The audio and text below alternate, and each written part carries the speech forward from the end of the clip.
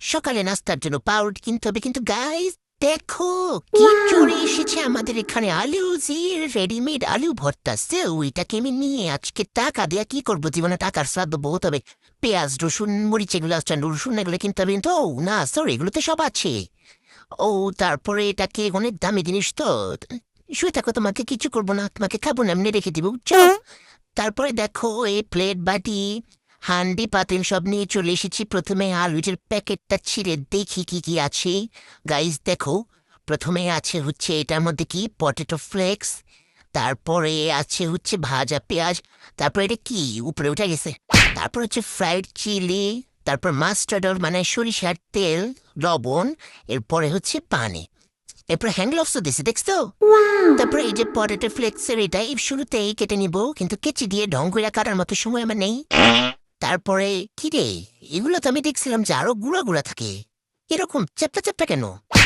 তারপর হচ্ছে এরকম পানি পরিমাণ মতো দিয়ে দিলাম।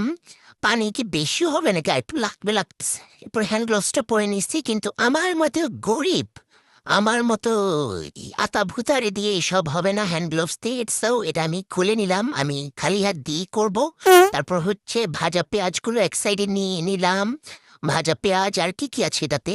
তারপরে মা ডান্ডা শুদ্ধ মরিচ এগুলো কই থেকে আসছে? আপনারা দিছেনি যখন ডান্ডাগুলো একটু বেঁচে দিতেন। এগুলো বাঁচতে বাঁচতে তো আমার 3 ঘন্টা লাগছে। দেখছেন নি কতগুলা জিনিস। তারপর হচ্ছে লবণ দিয়ে দিলাম, লবণও যা যা আছে সবটুকু দিয়ে দিলাম। এরপরে একদম মাখাচাকা করতে হবে, ভালো মতো সরষের তেল লাগতেছে, বেশি হয়ে যাবে। দিয়ে দি থাকা। এরপরে ভালো মতো পুরা সবগুলোকে মাখা ঝাক্কা ঝাক্কা নাক্কা মাখা ঝাক্কা ঝাক্কা টাকা করে এরকম বল বানিয়ে আমি একটু খেয়ে দেখি তো। ইলিশ সালাদ তুষার। এরপর এরকম ফুটবলের মতো বানিয়ে নিলাম। এটা আসলে ভাবছিলাম যে 3 জন খাওয়া যাবে না, কিন্তু দেখা যায় যে 4 জনই খাইতে পারবে। অ্যামাউন্ট ভালো, কিন্তু আমাদের মতো গরিব ব্যাচেলরদের রেগুলার খাওয়ার জন্য এটা না। এটার দাম আরো কম হইলে ভালো হতো, 60-70 টাকা হইলে প্রতিদিন খাওয়া যেত। সবাই ভালো থাকবেন, আসসালামু আলাইকুম।